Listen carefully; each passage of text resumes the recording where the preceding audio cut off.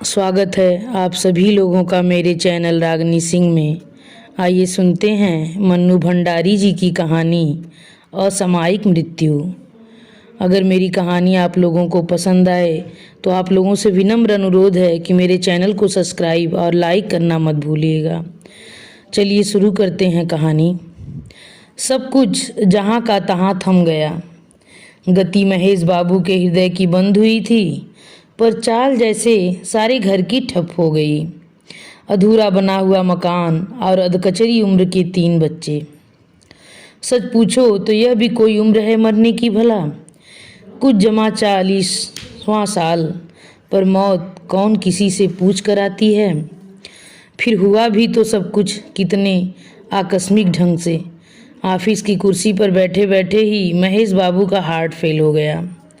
घर खबर पहुंची तो शारदा अवाक।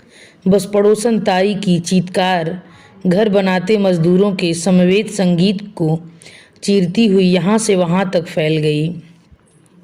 देखते ही देखते सारा मोहल्ला आ जुटा। शव लाकर बीच आंगन में रखा गया। चारों ओर भीड़ और दार्शनिक मुद्रा में उछाले गए वाक्य। जिंदगी का कोई भरोसा नहीं भैया। अच्छे भले घर से गए थे, कौन जानता था लौट कर ही नहीं आएंगे। राम तेरी माया। मकान और दीप को लेकर कैसे कैसे सपने देखे थे। आदमी सोचता क्या है और होता क्या है। अधूरा मकान और 3-3 बच्चों की कच्ची गृहस्थी। तिनके तक का कोई सहारा नहीं। अब तो भगवान ही पार लगाए तो लगे। हे प्रभु, तेरा ही आसरा है। हर मौत पर दोहराए जाने वाले वही पिटे पिटाए वाक्य, वही भाषा। सिर्फ मरने वाला आदमी बदलता रहता है। पर इस सबसे अनछुई सी शारदा की सूनी सूनी आँखें और भावहीन चेहरा, न एक बूंद आंसू, न छाती फाड़ क्रंदन, और इन सबसे ऊपर और इन सबसे अलग दीपू को बाहों में भरे पड़ोसन ताई का प्रलाप। अब तेरा नाटक देखकर किसकी छाती गज भर की होगी रे। अखबार में तेरी फोटो देखकर कौन मोहल्ले भर को दिखाता फिरेगा रे। मुझे मीठे चीले खिलाने को कौन कहेगा रे। सो उठा और कुछ समय पहले तक हंसती बोलती काया जलकर राख का ढेर हो गई और रात तक जैसे सब कुछ शांत हो गया। बस शारदा जहाँ जैसी बैठी थी वैसे ही बैठी रही। 3 बच्चे रो धोकर आंगन में ऐसे ही पसर गए। जून की उमस भरी रात, एक तरफ ईंट रेता और चूने के दूह बिखरे पड़े थे। बच्चों को छाती से चिपका चिपका कर रोए। अरे महेश बाबू, यह किस जन्म का बदला निकाल गए हमसे। अरे तुम्हारी नेकी के गुण तो सारी दुनिया गाती थी, यह किसकी हाय लग गई रे। पर 2 घंटे में ही उन्होंने रोने धोने का काम खत्म किया। आंखों से आंसू पोछे और दुनियादारी आंच ली। जो घर ऐसे अधर में लटक गया हो, जहाँ आगे नाथ न पीछे पगहा, वहाँ फुर्सत से बैठकर शोक मनाने की गुंजाइश कहाँ भला। मातम पुरसी वाले लोग चले गए तो शारदा और दीपू को लेकर वे भीतर आए। 13वीं करने की क्या ज़रूरत है। चौथे दिन हवन करके उठाला कर दो और आगे की सोचो कि कैसे क्या होगा। पर आगे सोचने की जितने भी रास्ते थे थोड़ी दूर जाकर ही बंद दिखाई देते थे। बैंक बैलेंस नील, इंश्योरेंस जो भी था मकान बनवाने के लिए 3/4 उधार ले लिया। प्रोविडेंट फंड, उसमें से भी आधा कर्ज ले लिया। फिर भी वह एक रकम है, पर उससे तो यह मकान पूरा हो जाए तो गनीमत। इसे तो अब पूरा करना ही होगा, वरना अभी तक जितना पैसा लगाया है वह भी पानी। पर समस्या तो यह है कि 4 प्राणियों की यह गृहस्थी कैसे चलेगी। और सारे बंद रास्तों से लौटकर उनकी नज़र दीपू पर आकर टिक गई। बीए का इम्तहान दिया है ना, रिजल्ट भी आता ही होगा। अच्छे डिवीजन में तो पास ही हो जाऊंगा।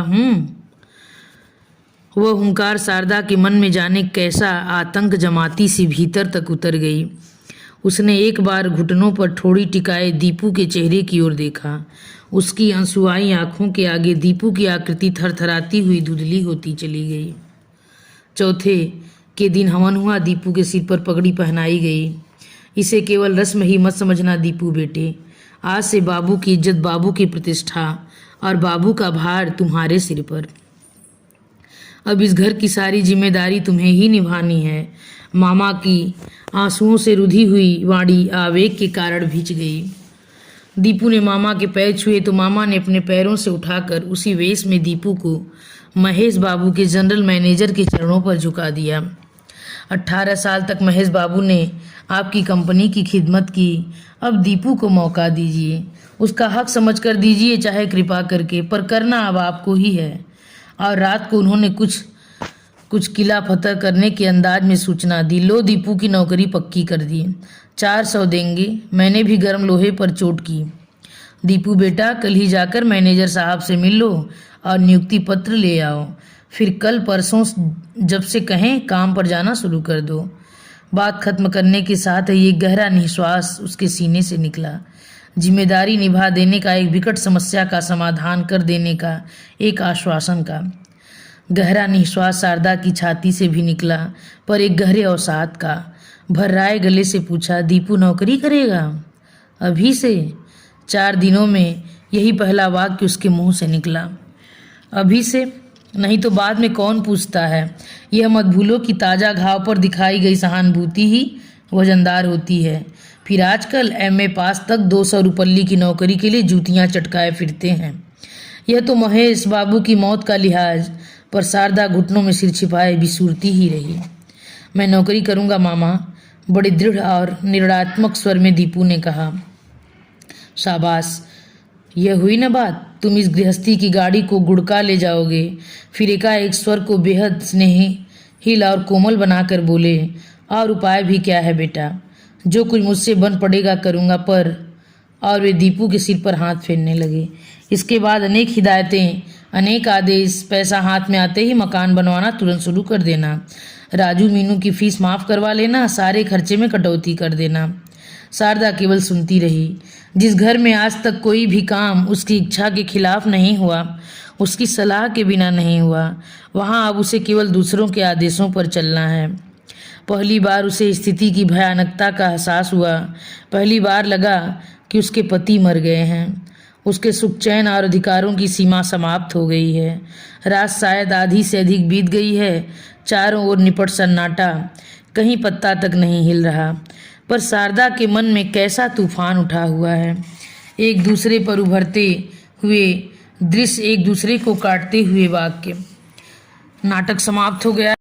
उत्पल दत्त प्रमुख अतिथि के रूप में भाषण दे रहे हैं। दीपक की अभिनय कला, दीपक की प्रतिभा, दीपक के उज्जवल भविष्य की कामना। फिर प्रशंसा और बधाइयों का दौर। आपका बेटा बहुत कलाकार बनेगा। बनेगा? अरे he is a born artist. दूसरे दिन सारे अखबारों में दीपक की फोटो, दीपक की सराहना। महेश बाबू घर पर घर अखबार दिखाते फिर रहे हैं। पिछले 3 सालों में यह क्रम कई बार दोहराया गया है और हर बार महेश बाबू का पुलकित गद्य स्वर, जीनियस है तुम्हारा बेटा, देखना इतना नाम करेगा, इतना नाम करेगा कि लोग अपने बेटों को डॉक्टर इंजीनियर बनाने के सपने देखते हैं। मेरा बेटा कलाकार बनेगा। तापस बाबू कह रहे हैं, इस लड़के के बारे में ट्रेडिशनल ढंग से सोचने से काम नहीं चलेगा। इसे इस बार आप पूना भेजिए। अभिनय की ट्रेनिंग लेने के बाद फिल्म वाले लोग हाथों हाथ उठा लेंगे। ये सब नामी एक्टर झक मारेंगे इसके सामने। पिछले 3 नाटकों में कुंतल ही हीरोइन का रोल कर रही है। अक्सर घर आती रहती है। महेश बाबू रसभीनी आवाज़ में कहते हैं, देख लेना घर में भी यही हीरोइन बनकर आएगी। शारदा केवल मुस्कुराती है। दीपक की आंखों में कैसे कैसे सपने तैरने लगे हैं। उसके सपनों की छाया हर किसी की आंखों में दिखाई देने लगी है। मीनू अपने दीपैया को अमिताभ बच्चन समझने लगी है। दीपू की सफलता और यश से छाती फुलाए फुलाए राजू अपने दोस्तों में हीरो बनना घूमता है। एक नए नाटक की तैयारी हो रही है। दीपू को न खाने का होश है न पीने का, पागलों की तरह उसमें जुटा है। गर्मी में थके मादे महेश बाबू ऑफिस से आकर ठेकेदार से सिर फोड़ने बैठते हैं। सीमेंट लक्कड़ तो शारदा दीपू पर ही बरस पड़ती है। सारे दिन नाटक नाटक, यह नहीं कि बाबू का थोड़ा सा हाथ ही बटा दो। दीपू कुछ कहे उसके पहले ही महेश बाबू रोक देते हैं। अरे उसे कहाँ इस पचड़ी में डालती हो, यह सब क्या उसके बस का है। और इन सारे दृश्यों और आवाज़ों को चीरता हुआ दीपू का दृढ़ निर्णयात्मक स्वर, मैं नौकरी करूँगा मामा। शारदा के तन मन को झकझोरता मरोड़ता हुआ आवेग का एक गोला सा उमड़ता है। फिर आंसुओं की बाढ़, हिचकियों का सैलाब।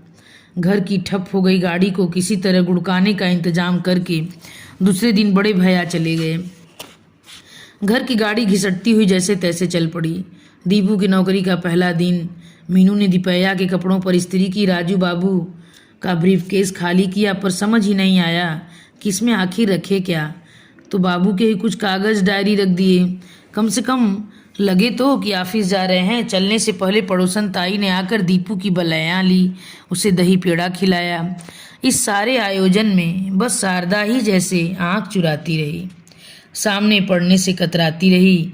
और जब दीपू चला गया तो इतनी देर से थमा हुआ मन का आवेग आंसुओं के रूप में फूट पड़ा। यह क्या बहू, तुम तो खुशी के मौके को भी आंसुओं में सान कर मिट्टी कर देती हो। बेटा नौकरी पर गया, यह रोने की बात है भला? खैर मनाओ कि भगवान ने बिगाड़ा तो सब समेट भी लिया।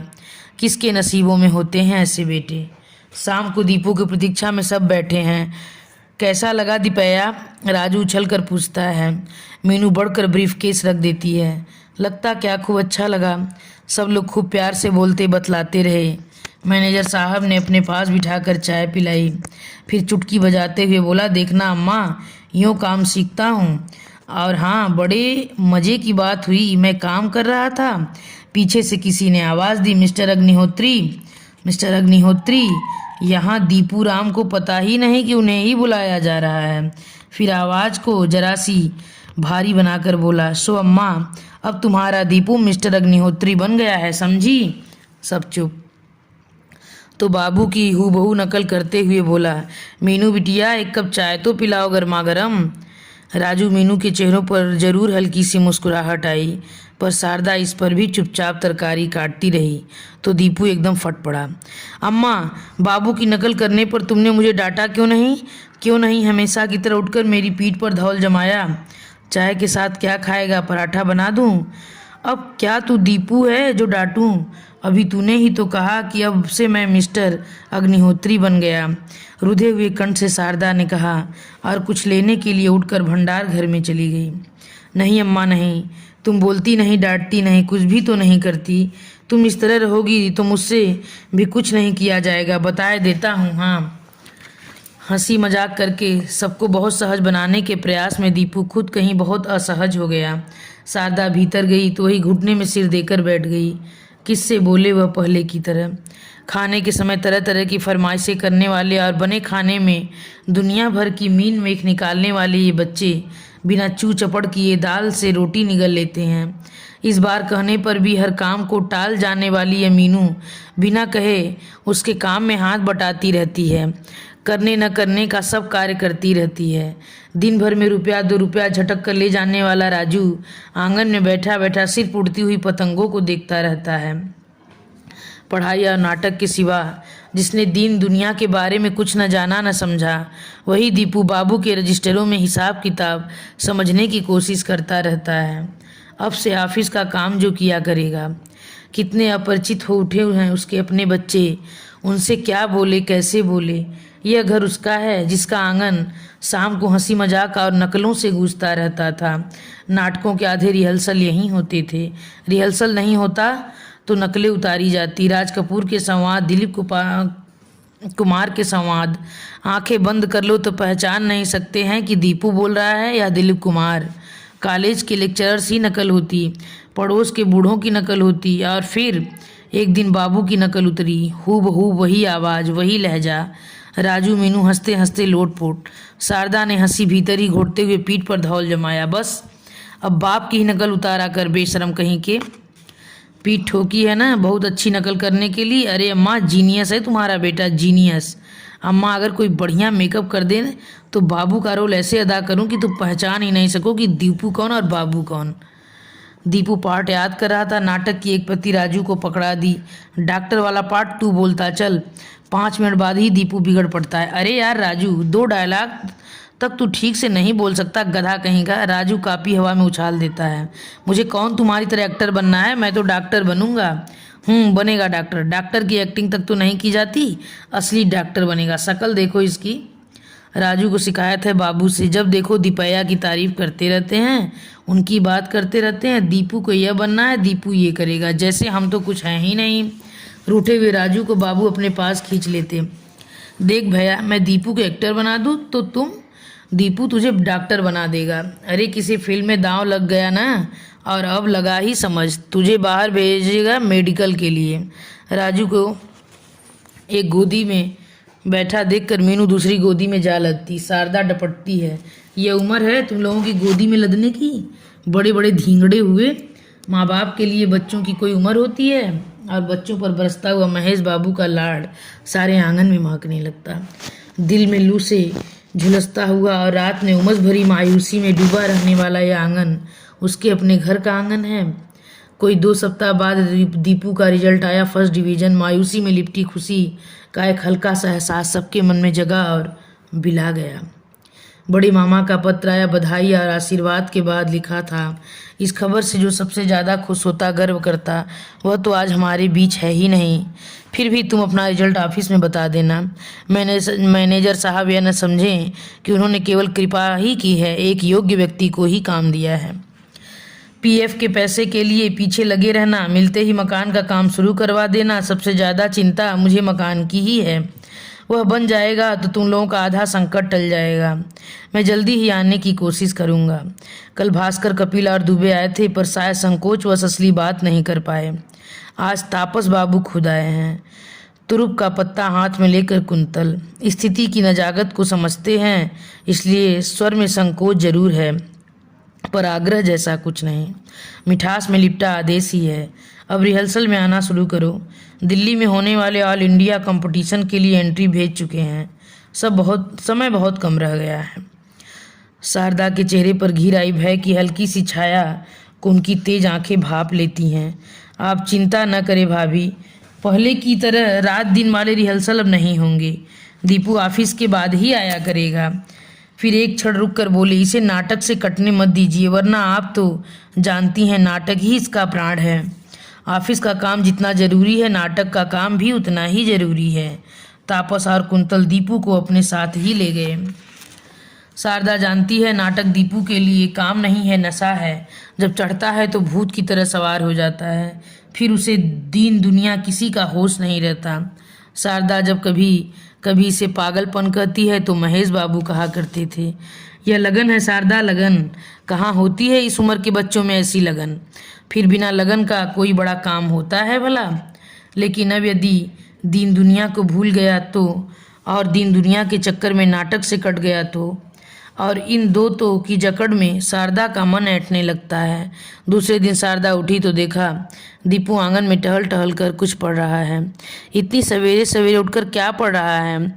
अपना पाठ याद कर रहा हूँ। सचमुच तापसदा ने बहुत बढ़िया नाटक लिखा है। यह रोल करने के बाद देखना अम्मा हल्ले हो जाएंगे दीपक अग्निहोत्री के। और शाम को ऑफिस से आते ही ब्रीफकेस, जूता, मोजा अलग अलग दिशाओं में उछले। आ जाओ राजू, मीनू, रिहर्सल शुरू।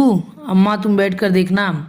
राजू मीनू दूसरे पात्रों के संवाद पढ़ रहे हैं और दीपू अपने।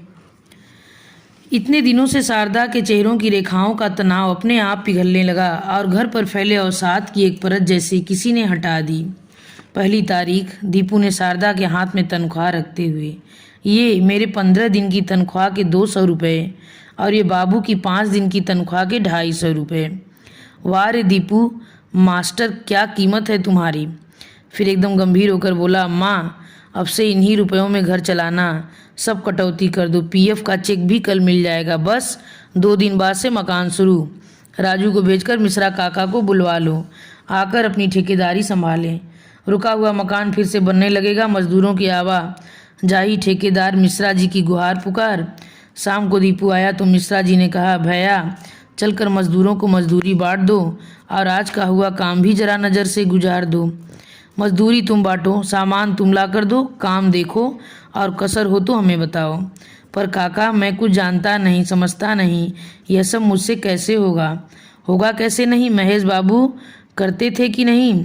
पर मैं तो बाबू नहीं हूँ काका, हमारे लिए तो भैया तुम ही महेश बाबू हो। और हो क्यों नहीं?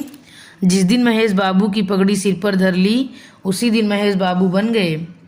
और उन्होंने सामान की एक लिस्ट पकड़ाते हुए कहा, तुम खांची लो, हम साथ साथ चलेंगे और सब सामान दिलवा देंगे। 4 दिन में तुम खुद लायक बन जाओगे। और 8 बजे के करीब दीपू जब लोहा, लक्कड़, कील, कांटों की दुकानों के चक्कर लगाकर लौटा तो एकदम पस्त हो चुका था। काका रोज रोज अब क्या मुझे यही सब करना पड़ेगा? अरे भैया, अपने मरे बिना भी कहीं कहीं स्वर्ग दिखा है। और मिश्रा काका ने कोई 10 दिन में दीपू को स्वर्ग दिखा दिया। रुका हुआ मकान फिर से बनना शुरू हो गया, पर जो नाटक शुरू हुआ था वह जहाँ का तहाँ रुक गया। मामा आए तो गदगद मकान का मुआयना करने के बाद बड़े संतुष्ट भाव से दीपू की पीठ थपथपाते रहे। शारदा, तेरा बेटा तुझे पार लगा देगा। कितनी होशियारी से सारा काम संभाल लिया। लगता ही नहीं कि महेश बाबू नहीं। फिर जाने क्या सोचकर वाक्य अधूरा ही छोड़ दिया। राजू मीनू के स्कूल खुल गए तो उनकी ज़िंदगी फिर लौट आई। नई कक्षाओं में जाने का उल्लास, नई किताबें खरीदने का उत्साह, हम उम्र साथियों का साथ। पर दीपू शारदा बोलती कुछ नहीं, सिर्फ देखती है। महेश बाबू के कमरे में बैठकर सवेरे सवेरे ऑफिस की फाइलों में डूबे हुए दीपू को, ऑफिस जाते हुए दीपू को, मिश्रा काका के साथ मगज मारते हुए दीपू को, ट्रक से भरी सीमेंट की बोरियां उतरवाते हुए तो कभी ईंटें गिन कर रखवाते हुए दीपू को, रात में देर तक हिसाब लिखते हुए दीपू को। और उसके मन में जाने क्या कुछ कचोटता रहता। रह रह कर एक घटना मन में उभर आती है। वह रसोई में कुछ काम कर रही है कि बाहर से दीपू के खांसने की आवाज़ आई। खांसी क्या, जैसे खांसी का दौरा ही पड़ा हो। शारदा झपट कर बाहर आई, घुटनों में पेट दबाए, हथेलियों में माथा थामे। दीपू खांस रहा है बुरी तरह। मेरा लाल, आंखों में आंसू। खांसी क्या, लगता था अतड़ियाँ ही बाहर निकल आएंगी। सकते में आई शारदा पीठ मलने लगी। कब हुई तुझे ऐसी खांसी? पहले तो कभी नहीं सुनी। घबराहट के मारे उसकी अपनी आंखों से आंसू आ गए। खांसते खांसते कहीं सांस ही न उखड़ जाए दीपू की। 2 मिनट तक शांत रहकर दीपू ने अपने को साधा। फिर झटके से खड़े होकर हंसता हुआ बोला, रिहर्सल रिहर्सल। क्या? फटी फटी आंखों से उसकी ओर देखती हुई शारदा चीखी। एक बूढ़े भयंकर दमे के मरीज का रोल करना है, समझी? फिर सामने हंसता हुआ बोला, मानती हो ना, अब तो तुम्हारा बेटा है जीनियस। जीनियस की दुम, प्राण ही निकल गए तो मेरे। इसका मतलब मेरी एक्टिंग कमाल की। लाड में आकर दीपू ने अपनी दोनों बाह माँ के गले में डाल दिया और हंसने लगा। दीपू की हंसी से एक क्षण पहले का तनाव झटके से गायब हो गया और सब कुछ सहज हो गया। पर अब न तो कोई झटका लगता, न ही कुछ सहज होता है। ईंट पर ईंट धरी जाने लगी और दूसरे तल्ले की दीवारें ऊपर उठने लगी, लेकिन नीचे वाला तल्ला जैसे और नीचे धसकने लगा। 1500 में चलने वाली गृहस्थी को कुल 400 में चलाना कोई आसान काम नहीं था। बरसों की आदतें अंकुश लगाने पर भी दगा दे जाती। जब तक कड़वी का कोड़ा नहीं पड़ा था, सबका मन एक दूसरे के लिए उमड़ता रहता था, एक दूसरे को संभालता रहता था। लेकिन अब अम्मा, तुमने 200 रुपये पीएफ के रुपयों में खर्च कर दिए। क्या करती? राजू मीनू की किताबें, मीनू की 2 जोड़ी यूनिफॉर्म, यह सब मुझे बताने की ज़रूरत नहीं है। बीच में ही बात काटकर दीपू तेजी से कहता, बस इतना जान लो कि इस पैसे को छुओगी भी नहीं। जानती हो, मिश्रा काका के बताए हिसाब से तो बाबू के इन रुपयों से भी मकान पूरा नहीं होगा। और तुम हो कि कहाँ से आएगा रुपया? मुझे क्या कहते हो? सब अपने पेट पर पट्टियाँ बांध लो। शारदा का 2 टूक जवाब। और खर्च कम कर दो। दूध बंद, खाने में कटौती। 60 की जगह 25 पावर के बल्ब पर इस दम तोड़ महंगाई में खर्चा है कि चलता ही नहीं।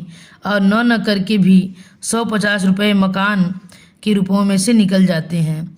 दीपू खींचता है, चिल्लाता है, फिर हताश हो जाता है। पर जब शारदा हताश होती है तो हौसला बढ़ाता है। बस कुछ ही महीनों की बात है अम्मा, मकान खत्म होते ही नीचे का मकान किराए पर उठा देंगे। 600 न मिले तो 550 से तो कहीं नहीं गए। ऊपर का 3 कमरों वाला सेट 300 में और 2 वाले में रहेंगे। बस फिर पहले जैसे ठाठ। और यह हवाई आश्वासन ही 8-10 दिनों के लिए सबके मन का पैनापन काट देता है। राजू मीनू अपनी ज़रूरत की चीज़ों की सूची कुछ महीनों के लिए स्थगित कर देते। शारदा फिर कतर ब्योंत में लग जाती। 4 महीनों में दीवारें उड़ गई, छत भी पड़ गई, पर रुपया खत्म।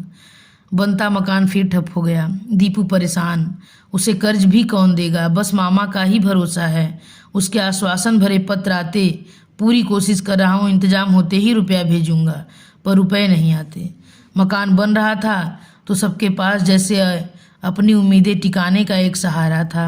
वह बंद हुआ तो गहरी निराशा ने सबको बुरी तरह काट दिया, अपने भीतर से भी, आपस में एक दूसरे से भी। राजू दीपू की अनुपस्थिति में खुले आम चिल्लाता, मकान मकान, गाड़ दो हमें इस मकान में, सारा रुपया इन दीवारों में फूंक दिया। शारदा झिड़कती तो उसे भी टके सा जवाब पकड़ा देता। दीपू ऑफिस से आकर राजू मीनू को नहीं देखता तो पूछता है, कहाँ जा रहे हैं ये आजकल रोज रोज? पड़ोस में, जब देखो वहाँ घुसे रहते हैं, पढ़ना लिखना नहीं रहता इन्हें। शारदा चुप रह जाती, पर राजू चुप नहीं रहता। पढ़ना लिखना इन दियों जैसे चुंधे बल्बों में पढ़ सकता है भला कोई? किताबें हैं हमारे पास जो पढ़ लें। राजू थाली सरका कर उठ जाता है। रोज रोज वही आलू की रसेदार सब्जी और सूखी रोटी नहीं खाना हमें। मीनू आजकल उसकी चेली हो रही है, वह भी उठ जाती है। खैर मनाओ कि अभी खाने को मिल रहा है, वरना भीख मांगते नजर आते। मांग लेंगे भीख, तुम लोग ताजमहल चिनाओ बैठकर। शारदा गुस्से से थरथराते हाथ को थाम लेती है किसी तरह, पर आंखों से जैसे अंगारे बरसने लगते हैं। रात 9 बजे राजू और मीनू घर में घुसे। कहाँ गए थे? प्रश्न की बंदूक दगी। सिनेमा, बिना झिझक के राजू ने एक एक अक्षर पर जोर देकर कहा, और साथ ही जोड़ दिया, पैसे अम्मा से नहीं लिए थे, शिबू ने दिखाया है अपनी तरफ से, वरना एक लेक्चर और सुनो। तड़ाक, दीपू का भरपूर हाथ राजू के गाल पर। देख रहा हूँ बदतमीज और ढीठ हुए जा रहा है दिन पर दिन। लाट साहब समझने लगा है अपने आप को। शारदा का यह रूप, यह आवाज़, यह प्रश्न, सब कुछ एकदम अप्रत्याशित। सिनेमा देखने चला गया था तो कोई गुनाह कर दिया? इस उम्र में किसे शौक नहीं होता है देखने का?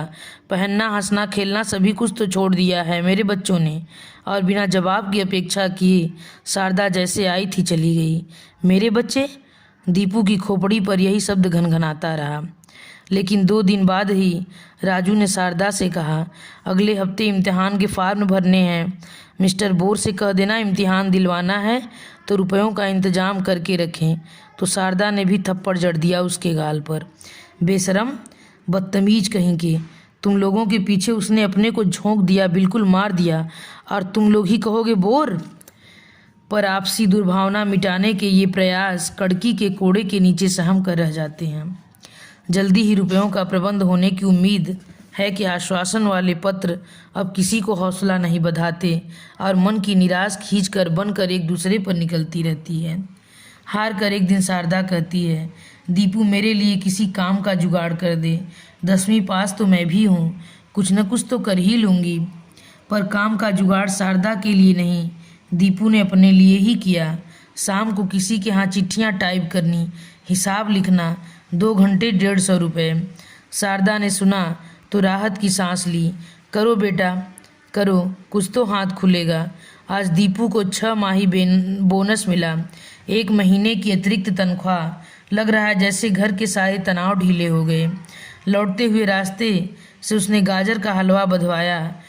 आधी सर्दी बीत गई, एक बार भी हलवा नहीं खाया। इन रुपयों से वह सबकी छोटी मोटी इच्छाएं पूरी करेगा। सिनेमा दिखाएगा। पिछले 6 महीने से कल की चिंता में आज को मारता ही आया हूँ।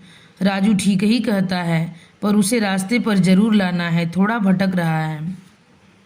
मीनू को सलवार कुर्ता बनवा देगा और अम्मा के लिए शॉल। अगले महीने तो वैसे भी 150 रुपया ज़्यादा ही मिलेगा।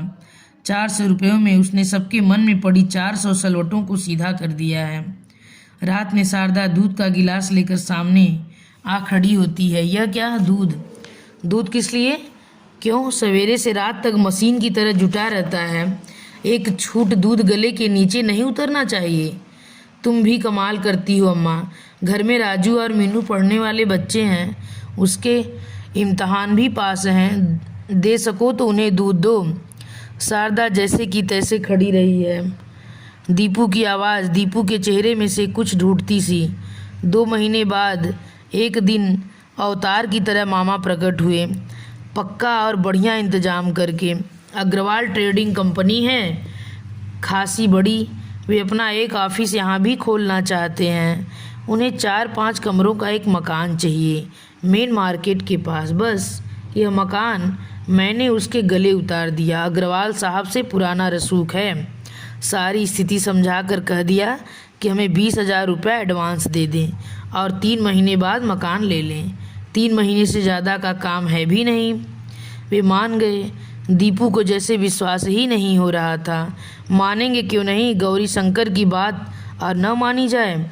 आत्मविश्वास और दर्प उनकी आवाज़ में छलका पड़ रहा था। मकान फिर बनने लगा। अम्मा, हमारे रहने का हिस्सा तो जैसा तैसा बन ही गया।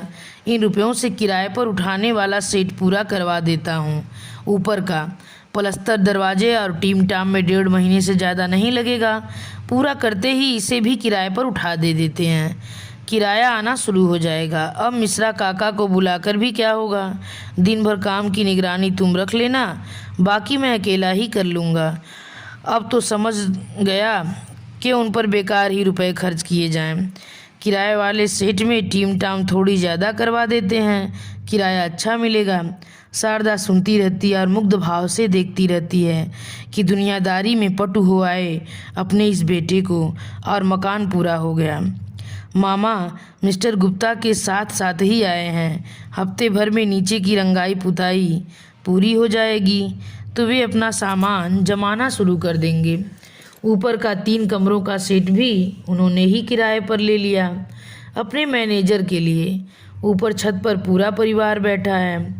मामा बेहद प्रसन्न। दीपू को उन्होंने एक बाह में समेटकर अपने पास ही बिठा रखा है। राजू, मीनू, शारदा के अगल बगल बैठे हैं। संतोष और तृप्ति के भावों में लिपटा मामा का प्रवचन चालू है।